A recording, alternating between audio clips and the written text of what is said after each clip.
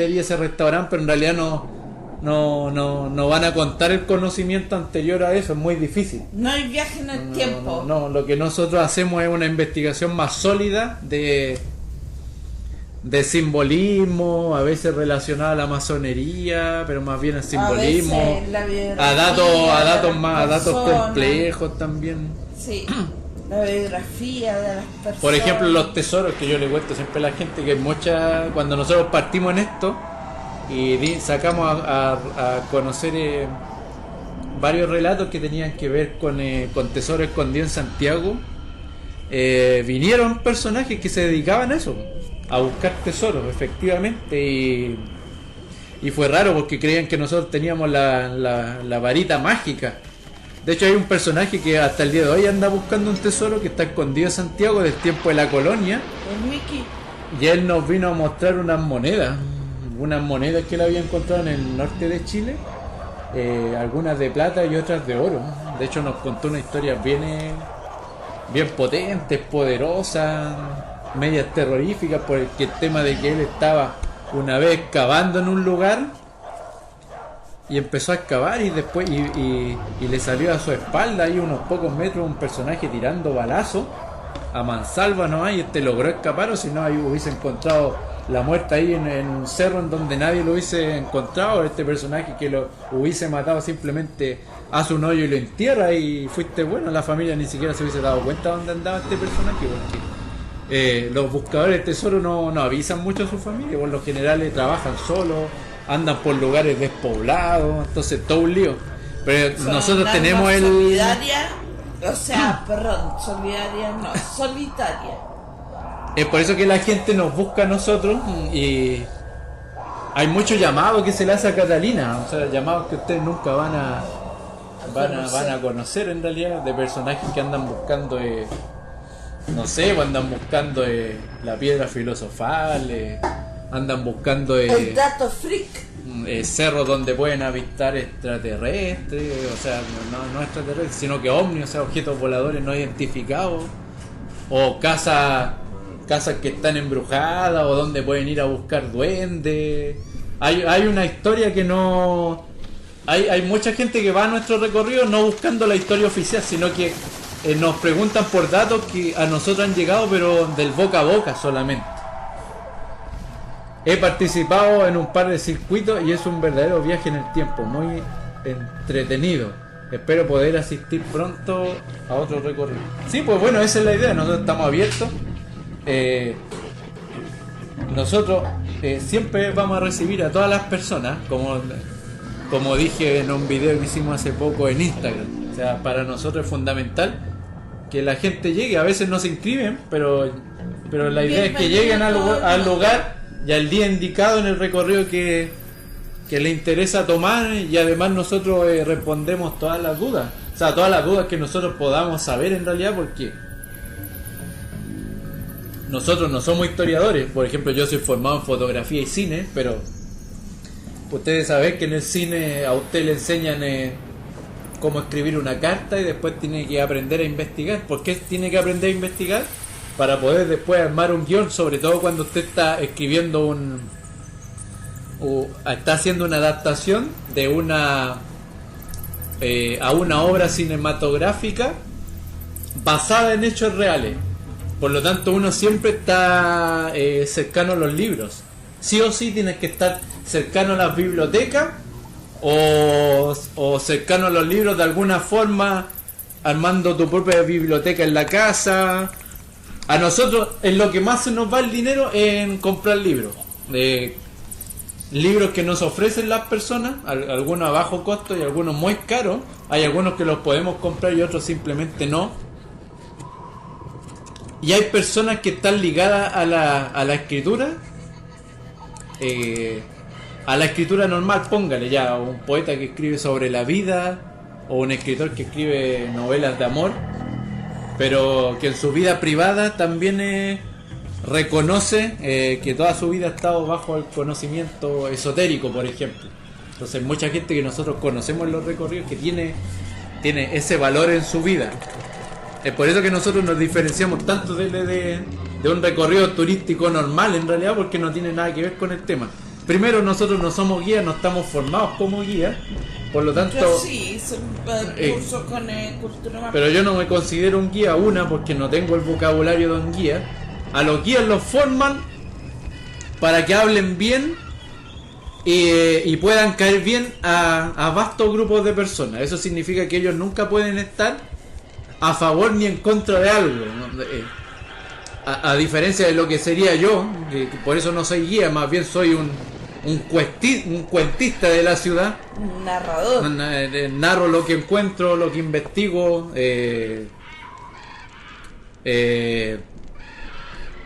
Uno cabos o uno puntos como si fuera una película. Uno los cabos como para llegar al culpable o para llegar al meollo de una situación en 2 horas o en 2 horas y media que se hace un recorrido. O sea, es muy poco para armar de una investigación más compleja. Pero eso es lo que hago yo, o sea, no soy guía. Siempre la Catalina va a ser más guía que yo, en el sentido de que ella va a ser siempre la correcta. Yo soy la persona incorrecta, soy al que le llegan todas las críticas. Las críticas por lo general no son constructivas, me han llegado unas críticas súper duras. De hecho me han querido dar clases de gramática, de vocabulario, de oratoria. Pero yo, durante los años que llevamos en esto, he logrado aprender que lo importante cuando uno se presenta ante el público es ser uno mismo. O sea, desde que tú naciste fuiste aprendiendo todo y tienes una forma para conversar, una forma para compartir con la gente, una forma para expresarte, y eso es lo que toma la gente, eso es lo que le gusta, eso es lo que le agrada de uno. Si yo fuera formado como guía o hubiese estudiado turismo, trataría de gustarle a toda la persona y ustedes se armarían una idea de una máscara, ¿se fija? De que yo tendría una máscara, que a lo mejor no soy lo que usted piensa. En cambio, si yo me muestro tal como soy, con todos mis defectos y quizás muy pocas virtudes, es mucho mejor, porque usted quizás no aprenda a quererme, pero aprenda a conocerme, que eso es lo que uno busca también cuando se hace una persona pública dentro de lo que es el patrimonio de Santiago, porque claro que uno es una persona pública. O sea, cuando uno hace recorridos para 300 personas, te encuentras en el Día del Patrimonio con 800 personas que van a escuchar una historia que vas a hablar sobre Santiago, ya eres público. Y yo tengo un gran defecto, que yo no me cuido, ¿no? A veces hablo pelotudeces, hablo sobre mi vida privada, hablo sobre los detalles de la vida, de conocer la ciudad, de conocer el campo también, de conocer qué es ir en busca de un tesoro o haber hablado con investigadores. Pero eso a uno le da una especie de palmarés, porque ya no es lo mismo, que te conocen por otros detalles de la vida. Ahí yo creo que está la gracia, porque por ejemplo hay guías que hacen su recorrido y se visten con corbata y todo y van con los zapatitos lustraditos, pero uno dice, cuando uno va a recorrer la ciudad, no sé, uno va cómodo, uno va con su cortaviento, uno va con sus zapatillas, uno va con sus calcetines, a lo mejor con los calcetines de lana para que te duelan menos los pies. A la larga, de lo que yo estoy hablando es de cómo consigue una experiencia en la calle. En la calle se aprende mucho, estimado. Yo hablaba en Instagram de que uno no tiene que despreciar a las personas, ni menospreciar por cómo andan vestidos, por cómo hablan, por cómo se presentan. En realidad todos tienen algo que entregarte, todos tienen algo que entregarte, y además también tienen un conocimiento, sobre todo las personas mayores, los abuelitos, a los cuales nadie les quiere hacer un recorrido porque parece que les pesa, a los jóvenes les pesa la edad de ellos, entonces no simplemente le dicen que vayan a otra parte. Este Rincón Patrimonial Chileno es un proyecto inclusivo. ¿Qué significa? Que pueden llegar los padres con sus hijos en coche, puede llegar un no vidente, y también puede llegar una persona con características especiales. ¿Qué más da? En realidad nosotros estamos a los servicios de ellos, Y es una de las bases de armar una organización sin fines de lucro que se dedica a la investigación histórica. O sea, no despreciar a nadie, sino que sentir que la historia, el conocimiento, la calle, la ciudad, puede ser para cualquiera. Y, hay varios grupos que a nosotros no les caemos bien. No les caemos bien en el sentido de que somos lo que ellos no quieren. ¿Se fija? Catalina no quiere que hable porque a ella le da miedo. La verdad que ahí está porque es la diferencia entre Catalina y yo. Pues yo soy una persona más abierta y abierta a todas las posibilidades. Eso me lo enseñó la fotografía, me lo enseñó la calle, me lo enseñó cómo relacionarme con el ambiente. Que si aparece un abuelito que quiere conversar conmigo, yo le brindo oreja. Quizá otra persona no, porque diría estoy perdiendo el tiempo. La verdad que en la vida no se pierde el tiempo con nadie. Y a la vida uno viene a aprender, estimado. El patrimonio es aprendizaje. El patrimonio no es una escultura, no es una arquitectura, no es algo físico. El patrimonio es el conocimiento, lo que usted puede aprender de generación en generación. Puede aprender con un niño. El niño va a ver la ciudad totalmente diferente a un anciano. Todos lo ven diferente y ahí se va creando el conocimiento. Oye, de hecho nosotros tenemos un folclore infantil y nos hemos topado con cada sorpresa porque Agustín, por ejemplo, es un niño que se viste como Harry Potter, ¿ya? Correctísimo, con sus lentes, muy bien vestido, de punta en blanco, y me llega, él elige la ruta, ¿ya? Le dice, mamá, quiero ir a esta ruta, y llega con una lista de preguntas, y cuando nos vamos desplazando, él se va pegadito al lado mío, y me va consultando, y me dice, tengo...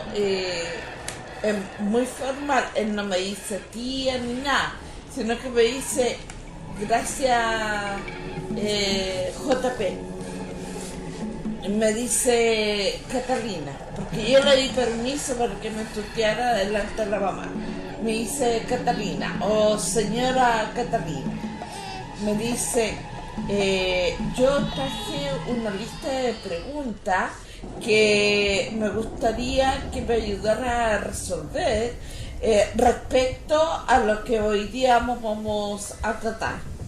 Y es como muy formal y usa un lenguaje muy de adulto también. Y es un niño de 7 años. Y yo le voy respondiendo y a mí me encanta. ¿Sabes qué? Me encanta cuando los niños, sobre todo, llegan a esta parada y le piden a los papás, por favor, llévame. Y nosotros nos damos el tiempo de irle respondiendo, le recomendamos libros y hacemos todo lo posible para que estas ganas por aprender historia de una manera distinta no se disuelvan en el tiempo. A mí nunca me pusieron límite en la casa para aprender historia, todo lo contrario.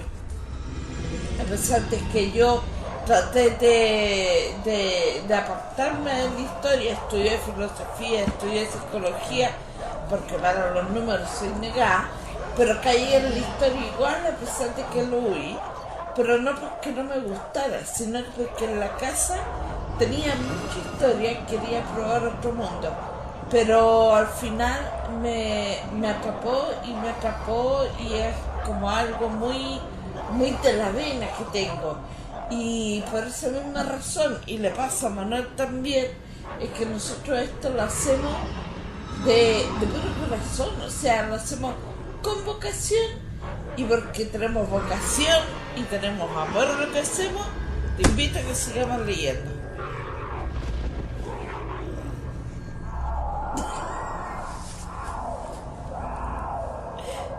Esto es importante, esta historia a ustedes les va a encantar. La muerte de Juan Boón, uno de los dos tudescos que vino con Pedro de Valdivia.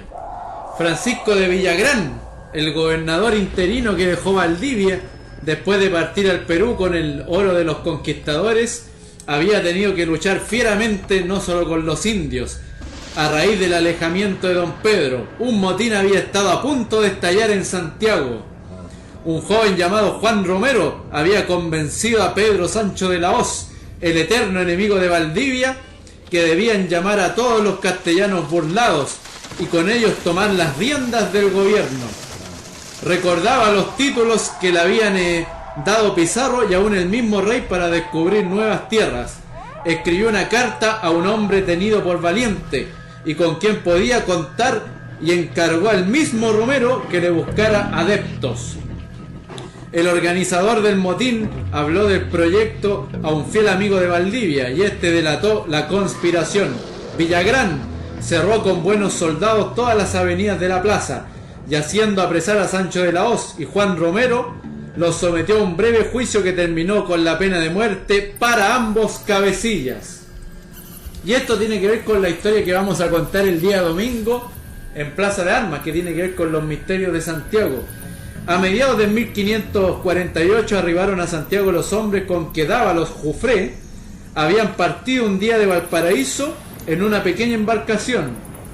Traían noticias tranquilizadoras del Perú, pero ignoraban cómo le había ido allí a Pedro de Valdivia.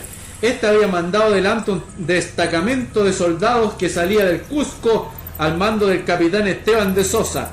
Eran soldados fogueados en la revolución, pero desconocían la lucha con los indios que, aunque no se organizaban, llevaban millares de hombres a la pelea. Ese desconocimiento les fue fatal. La indiada se lanzó contra ellos en Copiapó a fines de 1548 y les causó 40 bajas. El levantamiento se hizo general. El trabajo forzado en los lavaderos había enloquecido de odio a los nativos del Valle de Coquimbo. El maltrato de los conquistadores se hacía mayor cada día. La noticia del triunfo obtenido en el norte llevó a todos a la revuelta y en millares cayeron los sublevados sobre la pequeña población de La Serena. Se intentó una defensa heroica, hasta las mujeres y los niños pelearon contra el indio. Los atacantes pegaron fuego a las casas y la lucha siguió entre la villa en llamas. Solo 2 castellanos lograron escapar con vida y llegar a Santiago con la triste noticia. Juan Boón, el caudillo serenense, se defendió bravamente hasta que cayó atravesado de un lanzazo. Después de exterminar la población, los nativos arrasaron con todas las viviendas entregándolas al fuego y al saqueo. Buscaron afanosos una imagen de la Virgen que había visto en la ciudad.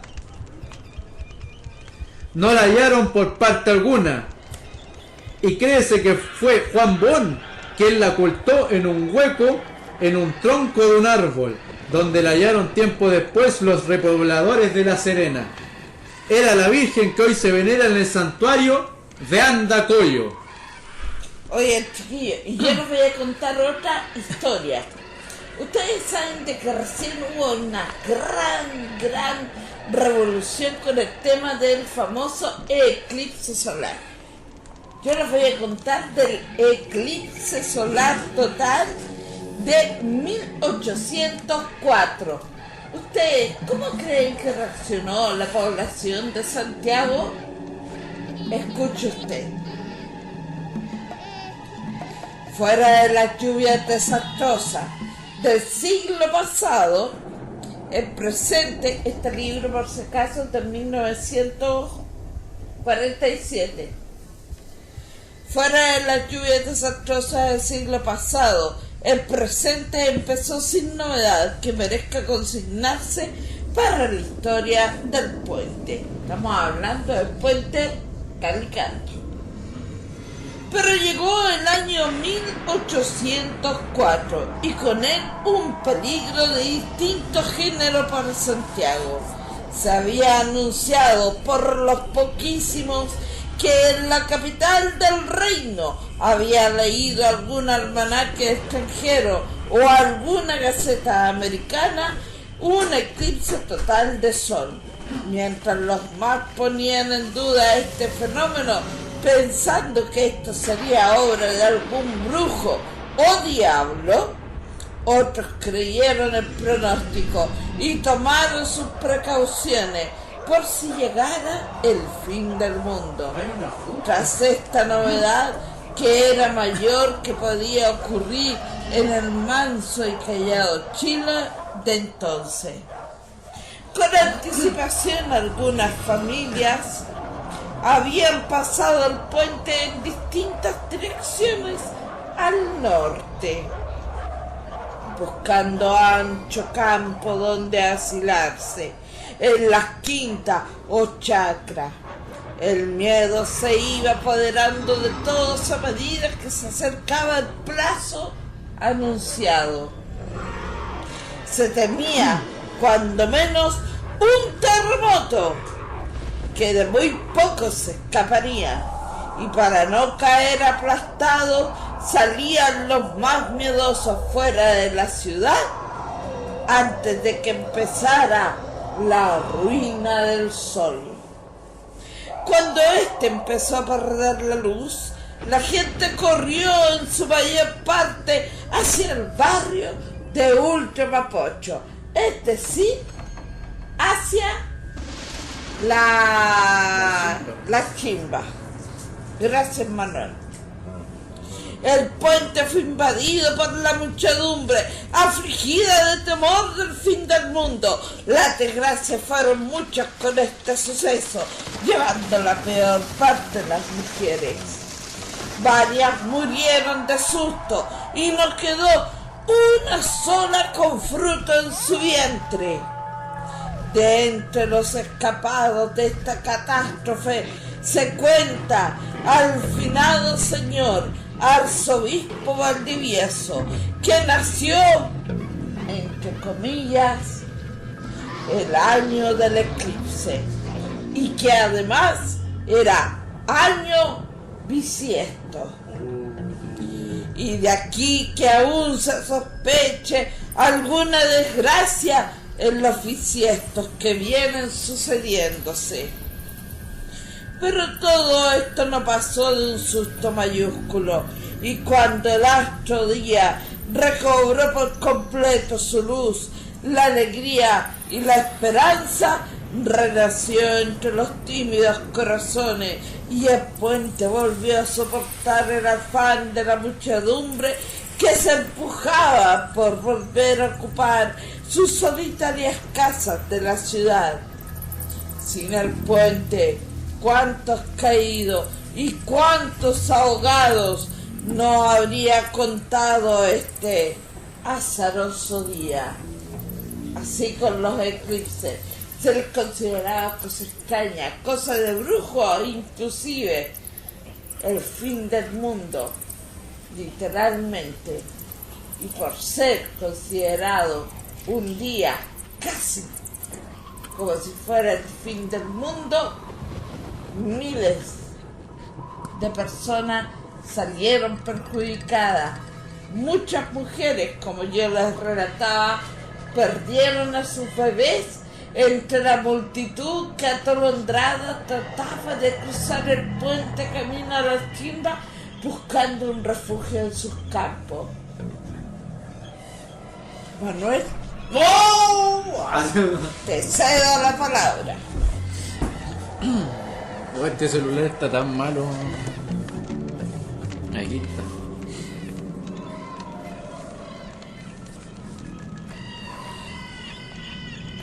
Ya, Manuel. Estamos casi llegando a los 5.000 seguidores.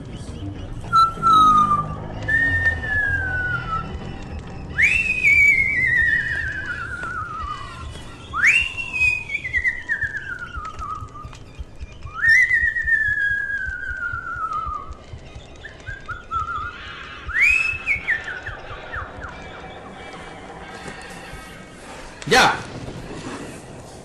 El tesoro guardado por los muertos. A mediados de marzo de 1552, y mientras el conquistador con 100 caballeros seguía en marcha hacia el sur, Jerónimo de Alderete continuó buscando más allá de Valdivia, un sitio del Valle Central donde fundar una ciudad. Fue así como llegó aquel capitán a las orillas del hermoso lago donde nace el Toltén.